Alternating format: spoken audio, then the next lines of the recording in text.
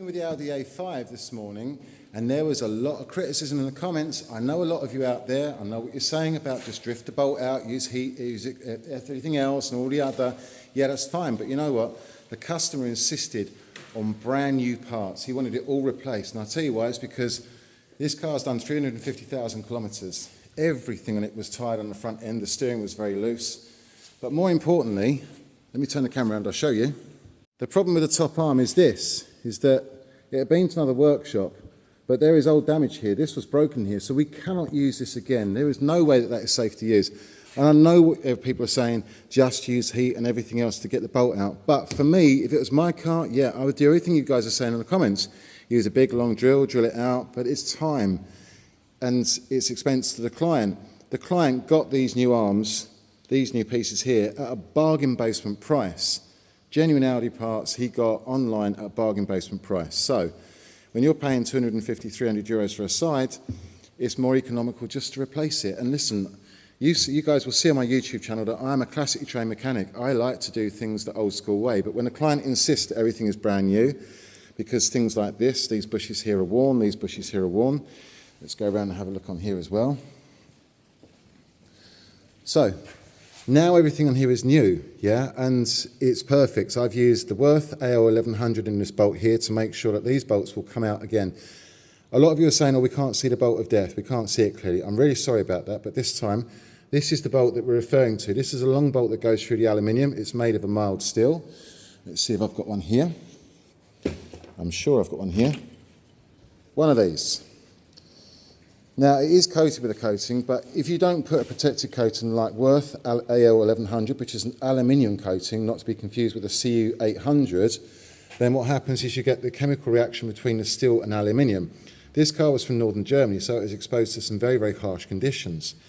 It was just a lot easier for the client to say, listen, just replace everything new. You can see here we've done the bottom arms there. We've replaced this arm here, the lower control arm. Both of these arms up here have been replaced. Everything is new. This car is going to be put through alignment and the front end is going to steer like brand new. What I do is, I do the videos of me doing the work and stuff, but I'll be honest with you, I've had a lot going on and I'm not always continuing this car. Sometimes I get some work coming and I have to do another car. But, you know, we have gone above and beyond with this car and everything is new on the front, and the client insisted on this because he wants 100% confidence that everything is good and that this will outlast him until he sells the car. So who am I to argue with the client? The client wants brand new, the client gets brand new, and that is the way it works. I did the video as a little bit of a, you know, as an educational thing to show people that it's not always gravy, gravy, gravy, payday Friday on things, and that sometimes we do come across problems that need a little bit of extra work, or maybe we need to think of other ways around it. I'm fully aware that if this was my car, I would have heated that bolt up and I would have hit the crap out of it until it come out. But it's not my car, it's a customer's car.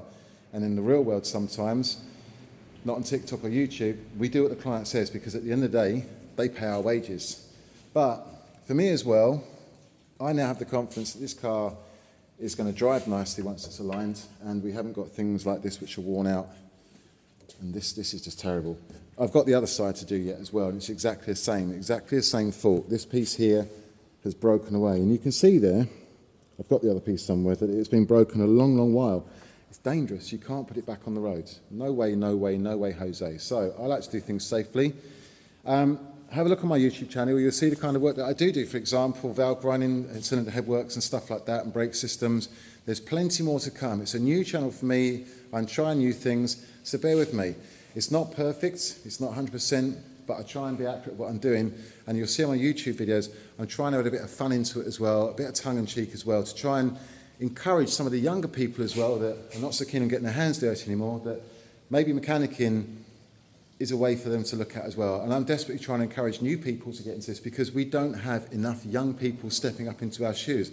I'm 49 now. When I retire mechanicking, and the mechanics around me that are retiring, there are no young people stepping into this place to take our shoes and to carry on a long-standing tradition. And there are not a lot of classically trained mechanics as well. And some of you writing in the comments, oh, you're just a fitter and fitter. There are a lot of fitters out there. Yeah, but you know what? A lot of people still need those fitters. I'm not a fitter, I'm a mechanic, but everyone has their course and everyone is needed out there, be it a fitter or a mechanic or you know, whatever. Everyone is needed out there, and I'm trying to encourage more people to get into the mechanics game. So I will do some photos, and I'm going to add some little photos in this video. You'll see like the befores and afters and some of the things that we've been doing, some little still shots. And I'll see you in the next video that we do. And I'm hoping we've got something a bit more interesting for you, a bit more fun, a little bit. The rear lower control arm, the ball joint on this is worn, it has play. And you can see the rubber there as well. It's cracked, it's tired, it's gone soft, and it just won't help the handling. So we've replaced this.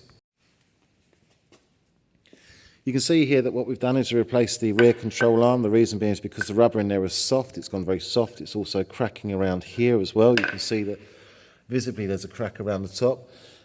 The ball joint as well is worn, has play in it. This lower control arm, the front lower control arm, is also worn, has play. The rubber is disintegrated around there, and we have corrosion there. The rubber has come disconnected from in there.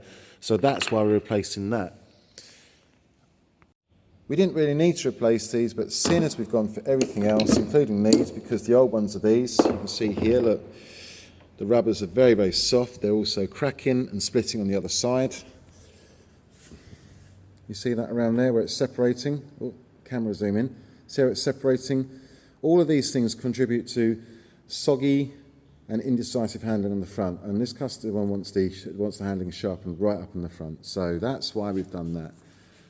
But it's a shame. Had that not been broken, maybe later on I would have worked at that and knocked it out and reconditioned it, and maybe we could have got some money back for the client on it. But he's not concerned about that. He just wants his car back handling like new.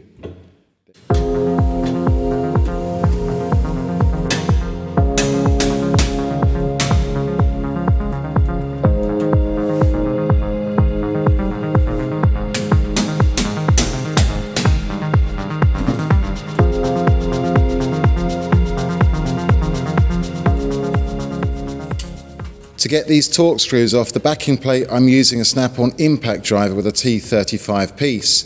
If I was just to go at it with an impact gun, I would probably round the heads off and make my life a lot more difficult.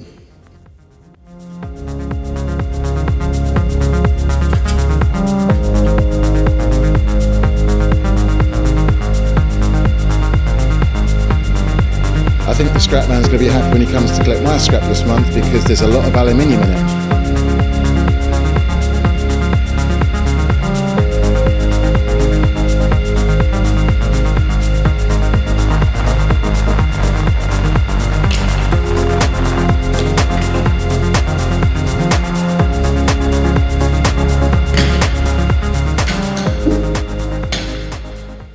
Well, that's it from me here on the Audi A5. We're all done. Off to the alignment centre now, get the alignment done, give it a good road test and give it a final check, make sure everything is tight, good for the customer, and give his keys back.